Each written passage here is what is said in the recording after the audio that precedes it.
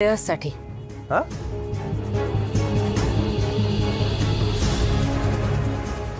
श्रेयससाठी तुम्हा सगळ्यांची मी खोटं बोलले.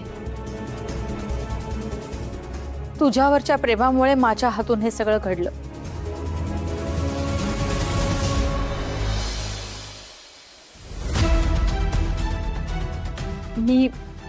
मी माझ्या पाटल्या सोनाराकडे जाऊन विकल्या. काय? हो, आणि हे कारण सांगून मी घराबाहेर पडू शकत नव्हते, म्हणून खोटं कारण सांगून मी घराबाहेर पडले. अगं पण ताई, तू पाटल्या का विकल्यास? मला कळत नाही, श्रेयसचा काय संबंध?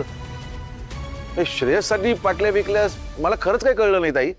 मोठ्या वकिलाची फी द्यायला पाटल्या विकल्यात मी. यांना तुरुंगातून बाहेर काढायचंय मला. काय ग ताई? थांबा बाबा, आत्यांनी त्या पाटल्या का विकल्या असतील याचा अंदाज आलाय मला.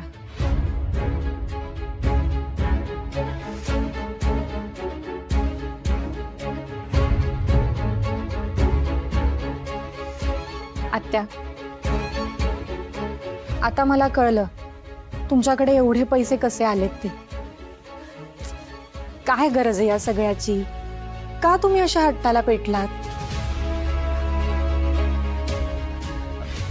मी सगळ्यांना सांगते, तुम्ही कोणीही आत्यांना यासाठी दोषी ठरवू नका.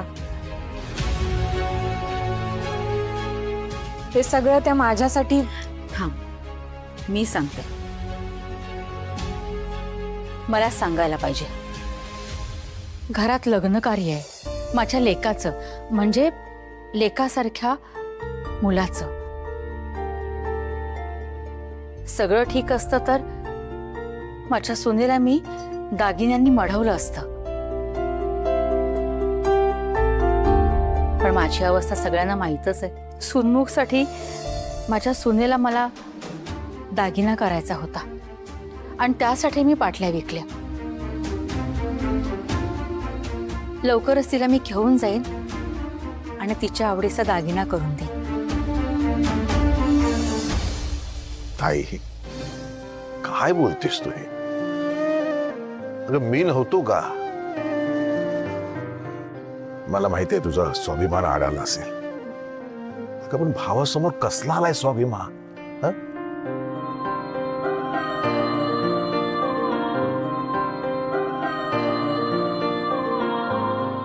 आत्या, तुमचा आशीर्वादच माझ्यासाठी खूप मोठा दागिना आहे.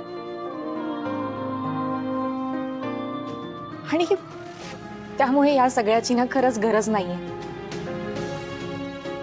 आजपर्यंत तुम्ही प्रेमाने माझ्यासाठी इतक्या गोष्टी केल्या आहेत. हेच प्रेम आणि आशीर्वाद हवेत मला, फक्त बाकी काही नको.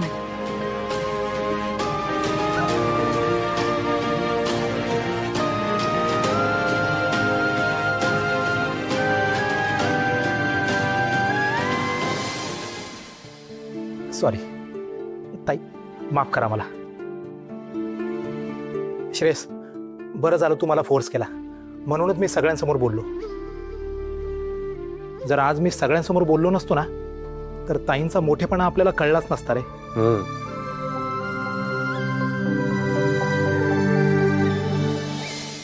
अरे चला, अरे मुहूर्त ठरलाय ना.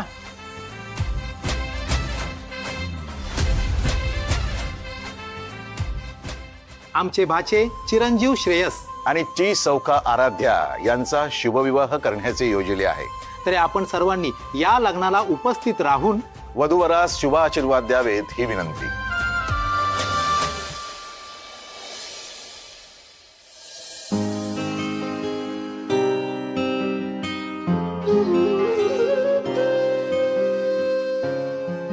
तारा, हे मंगळसूत्र आता श्रेयस तारा म्हणून तुझ्या गळ्यात घालेल. त्याला सत्य सांगण्याचा क्षण इतका रोमॅन्टिक होऊ शकेल असं कधीच वाटलं नव्हतं. तारा म्हणून तो तुला आपलं म्हणेल.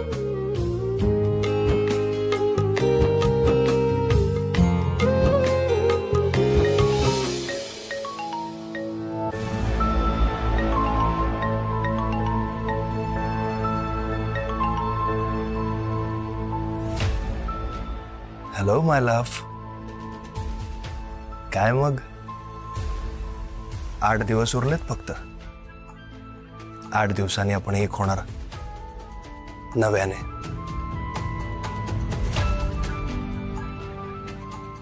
हॅलो,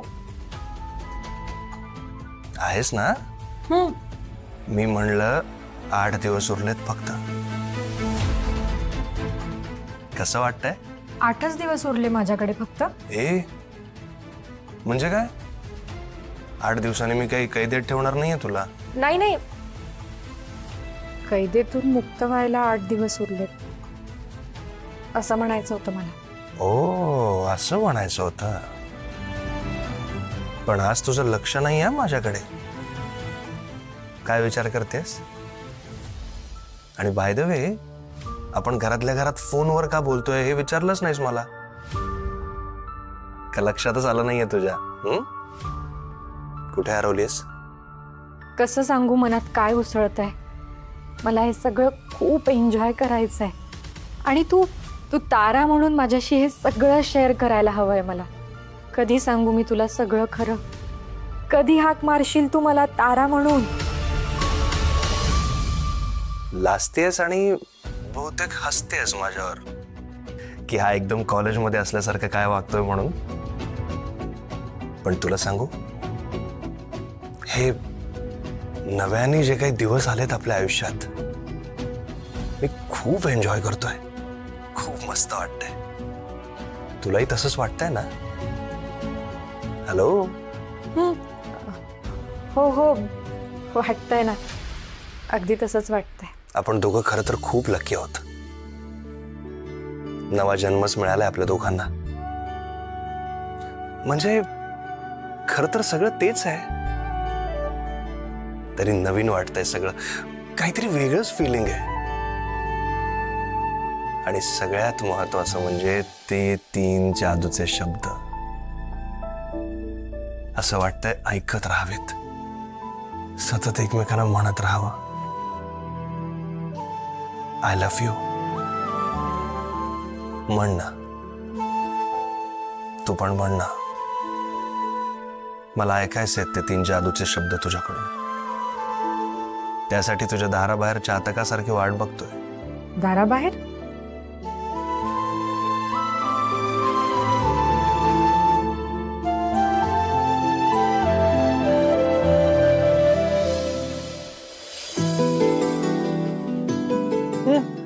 चल बोल आता.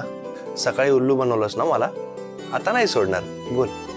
काय रे, आधी खूप वेळा बोलले ना मी. नाही नाही नाही नाही, आज आपलं काय ठरलंय? काय?